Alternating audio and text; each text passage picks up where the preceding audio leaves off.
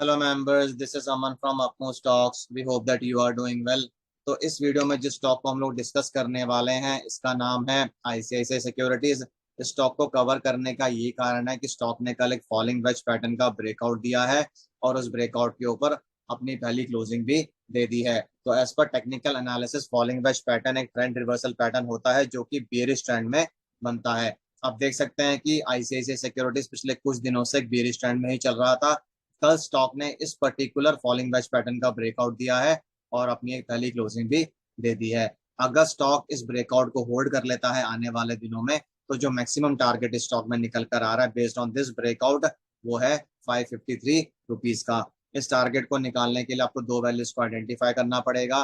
पहली वैल्यू होगी breakout price और दूसरी वैल्यू होगी width of the falling veg. तो जो ब्रेकआउट प्राइस है दैट इज अराउंड 522 रुपीज और जो विड्थ है फॉलिंग वेज की दैट इज अराउंड 31 रुपीज। जब आप इन दोनों वैल्यूज को ऐड कर देंगे 522 को और 31 को, आपको मैक्सिमम टारगेट मिल जाएगा 553 का।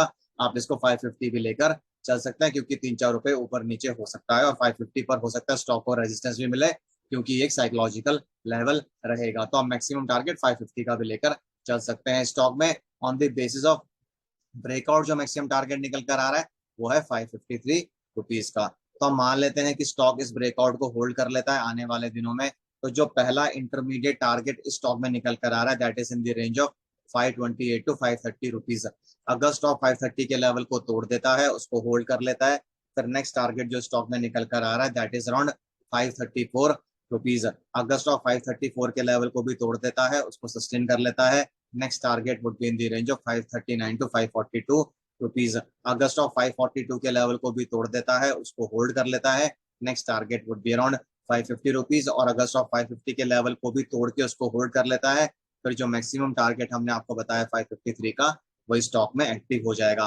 तो ये जो चारों टारगेट्स हमने आपको बताए हैं, ये हर टारगेट रेजिस्टेंस की तरह भी काम करेगा। किसी भी लेवल को टच करके स्टॉक वापस नीचे आ सकता है।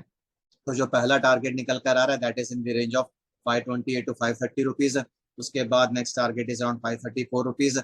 उसके बाद next target would be in the range of 539 to 542 और 542 के बाद 550 और फिर फाइनली मैक्सिमम टारगेट ऑफ 553 जो कि हम लोगों ने आपको बताया फॉलिंग वेज ब्रेकआउट के बेसिस पे। तो ये तो हो गए ऊपर के लेवल्स, मैक्सिमम टारगेट भी हमने आपको बता दिया, इंटरमीडिएट टारगेट्स और रेजिस्टेंस लेवल्स भी आपके साथ शेयर कर दिए हैं। अभी स्टॉक के लिए जो इमीडिएट सपोर्ट लेवल निकल कर आ रहा है वो है जो कि ये अपर बैंड है फॉलिंग वेज का। आप देख सकते हैं कि इस लाइन का ही कल स्टॉक ने ब्रेकआउट दिया है। अगर स्टॉक वापस नीचे आने की कोशिश करता है तो आइडियली स्टॉक को इसी पर्टिकुलर लाइन पर सपोर्ट मिल जाना चाहिए। अगर स्टॉक इस लाइन को तोड़कर वापस इस रेंज में घुस जाएगा फॉलिंग वेज की, फिर इसमें और भी फॉल आ सकता है और फिर ऐसा भी हो सकता है कि stock lower band of the falling veg तक जाए, वहां पर इसको सपोर्ट मिले और फिर से ये बाउंस बैक करे। बट आइडियली आने वाले दिनों में स्टॉक को अगर ऊपर जाना है तो इस upper band of the falling veg पर स्टॉक को सपोर्ट मिलते रहना चाहिए लगातार। किसी भी कारण से या किसी भी रीजन की वजह से स्टॉक को वापस फॉलिंग वेज की रेंज में नहीं आना चाहिए, नहीं तो स्टॉक में वीकनेस